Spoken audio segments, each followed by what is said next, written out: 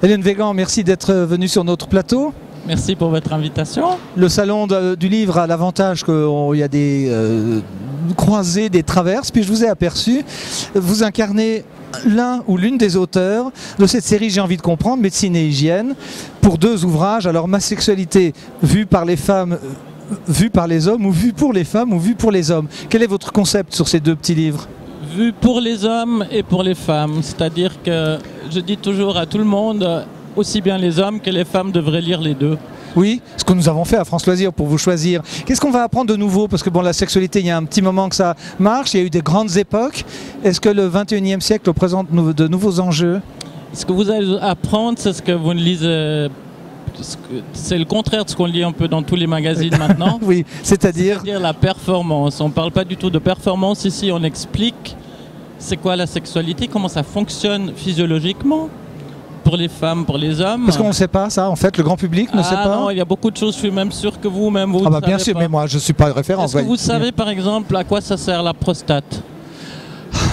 Non, Vous n'avez docteur. pas besoin de répondre, mais pour dire des choses aussi triviales, on se dit tout le monde devrait le savoir. On sait qu'il y a des cancers de la prostate, malheureusement. Voilà, oui. mais il y a beaucoup de choses qu'on ne sait pas sur le fonctionnement de notre propre corps, ni sur celui des autres, de l'autre. Et c'est pour ça que c'est des ouvrages pratiques, des guides pratiques grand public, où tout le monde peut apprendre quelque chose. Moi, j'ai appris beaucoup de choses, aussi bien sur les femmes, donc sur moi-même, que sur les hommes, en les écrivant aussi. Vous êtes médecin? Pas du tout. Pas du tout. Vous êtes journaliste, ma chère consoeur. Alors, dites-nous, la prostate, ça sert à quoi? On pourrait l'enlever? Non.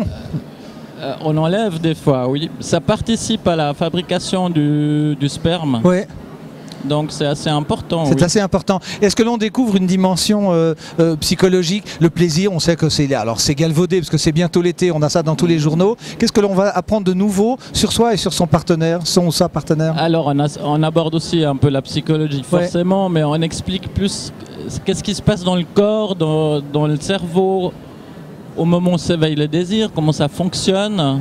Et qu'est-ce qui fait que ça ne fonctionne pas? Parce qu'en fait, il y a aussi une grande partie qui est consacrée aux troubles sexuels, aux principaux troubles sexuels, avec une chose essentielle que je dis toujours, ce n'est pas une fatalité. Parce que ça aussi, il y a beaucoup de gens qui ont des troubles du désir ou de l'excitation ou de l'orgasme après quelques années en couple et disent mais c'est normal. Mais ce n'est pas normal, ce n'est pas une fatalité et surtout ça peut être un problème de santé. Et ça, beaucoup de gens ne le savent pas. Voilà ce qui est nouveau là-dedans aussi, j'ai envie de dire. C'est révolutionnaire, oui. On ne le dit pas assez souvent et pour les hommes, vraiment l'exemple type, c'est les troubles de l'érection. Oui, alors qu'est-ce qu'on doit faire? Alors, d'abord, ne pas s'inquiéter de manière...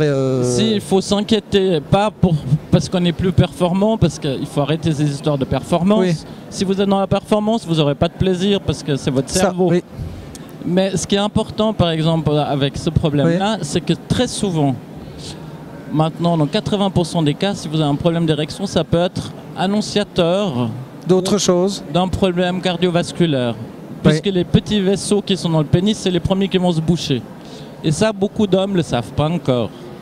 Alors que les médecins maintenant le prennent vraiment comme un marqueur d'une future maladie cardiovasculaire qui peut se déclarer dans les 5-10 ans à venir. Ce qu'on va comprendre, c'est qu'on va prendre une chose organique pour une chose psychologique, plus de désir, le couple ne marche plus, alors que monsieur, entre guillemets, a un souci de santé réel. Absolument. Et madame aussi. Et madame, par exemple, qu'est-ce qu'il peut y avoir deuxième et dernier exemple? Il y a des maladies, il y a plein de maladies qui ont une influence sur le désir, sur l'excitation, sur l'orgasme aussi. Oui. Ça peut être un diabète, ça peut être aussi des médicaments, un certain nombre de traitements, les antidépresseurs, les trucs qui font dormir, pour la tension. Oui.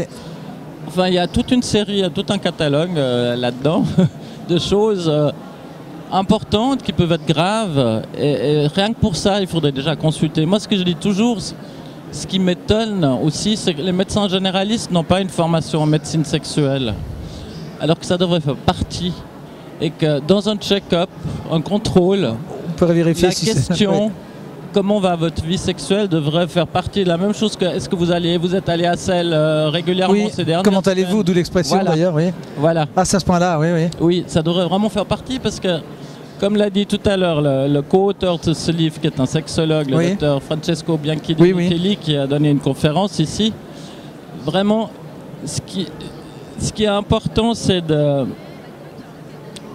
Pardon, j'ai perdu le fil, ce que je voulais dire.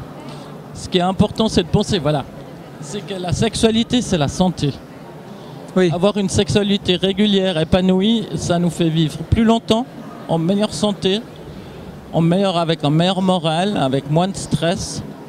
Ça diminue les risques de maladies cardiovasculaires, justement aussi, et un certain nombre d'autres choses. Donc, ça fait partie de la santé globale. Alors moi je ne peux vous recommander qu'une chose, c'est d'acheter sinon la série, en tout cas ces deux ouvrages coécrits, Hélène Végan et Francesco Bianchi de Micheli.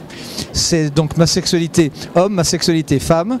Planète Santé, c'est médecine et hygiène et c'est la série. J'ai envie de comprendre. Merci pour votre visite. Merci. Puis on a appris une ou deux choses. Vous regardez le sujet, vous verrez qu'il y a des choses novatrices. Merci beaucoup. Merci.